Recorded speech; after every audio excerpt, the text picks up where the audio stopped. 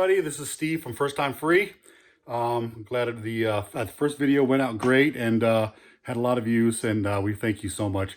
We talked about showing our studios, and so I'm just going to give you a quick 1-2 minute tour of my little workspace.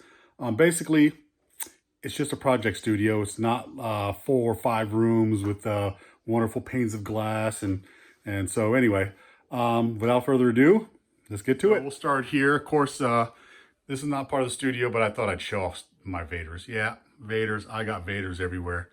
And, oh, hi, babe. Yep.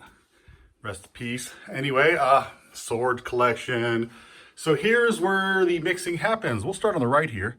And I'll back up here because this camera not very good. So there we go. This is the analog corner of the room, or digital analog. So there's the keyboard part of the room. There's my bass, and I think that's about the 3rd guitar, the white one over there, I've ever owned. Bought that back in the 80s. And so anybody looking for a keyboard speaker, don't need any more. It's there. My old mixer. Of course, this is the brand new digital set. It's probably what I'm going to be using to do demo tracks before we actually get a real drummer to put tracks down. So this is the drum corner. And then we'll go back over here. So these are the walls of guitars. I guess I should back up a little bit here. So this is just a small room. It's not as big as it looks on the pictures, probably because I do panoramic. So there's all the guitars, that black and white striped one.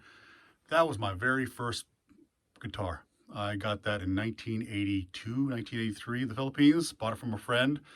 Still plays, still sounds great. And of course, I got a few other guitars at my other studio at my buddy's house. And this is where all the magic happens. Oh, and of course, another guitar in the corner there. This is my, I'm trying to rebuild and rewire. This is my desk. So this is where all my stuff happens. So not much here, you know, keyboard, my computer's over there. My mixing monitors, and I got some preamps there, a patch bay, and speaker control, power supply, and a couple bass and guitar, acoustic guitar preamps, and of course monitors. And that's pretty much it.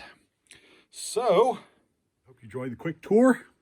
I think we're going to take a look at somebody else's next. I think probably Larry's. So anyway, everybody have a good day, and we'll see you soon. So, let's see what's on here. Oh yeah, I know what's on here. Recognize that? Anyway, we'll catch you guys later, and get ready to mix the next song. Bye.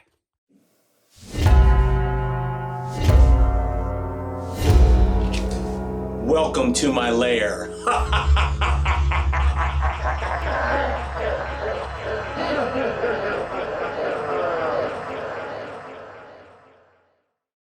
Hey, what's up, folks?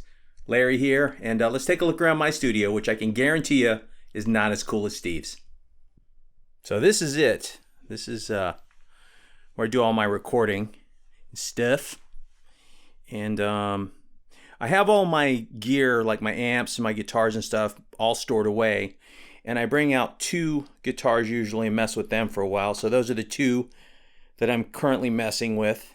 And then I'll get tired of them in a little while and go pick a couple more up. It's my little practice amp that I use. I've been messing with some new gear. Got a looper pedal so I can practice more. Yeah. And every studio has to have the old Coleco type games. Old people, remember these? Yeah.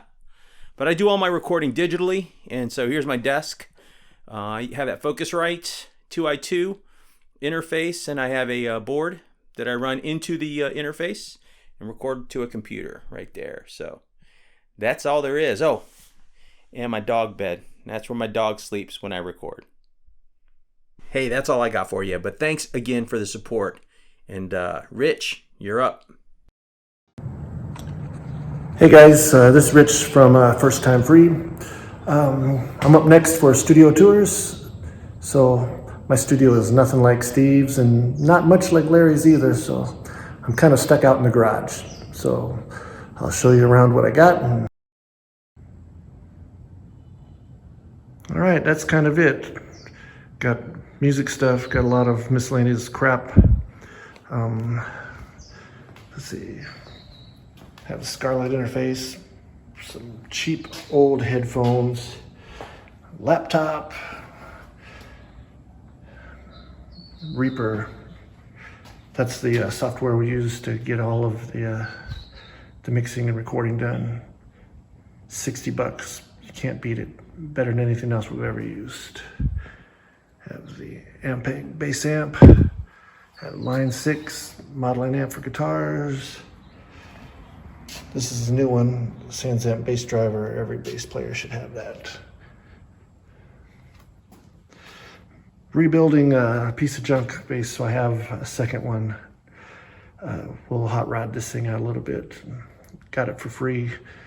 Got a lot of parts laying around, so we'll build this thing up, see what happens.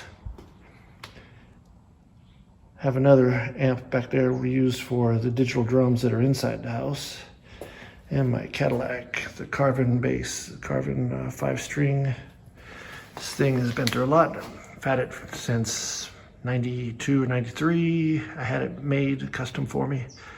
It was stolen once in Japan. The police got it back for me. Everything's cool, man. Love this guitar. Can't live without that thing. But we are working on getting more. I feel kind of down that everybody has all these guitars and all this space and all this, and I have one bass and a little spot out in the garage. Right, here's the electronic drum kit we have. This is inside in one of the kids' rooms. We use this to lay down some basic beats, get some ideas, and then we bring it into the computer and clean it up and make it more impressive. Well, that's kind of it for me.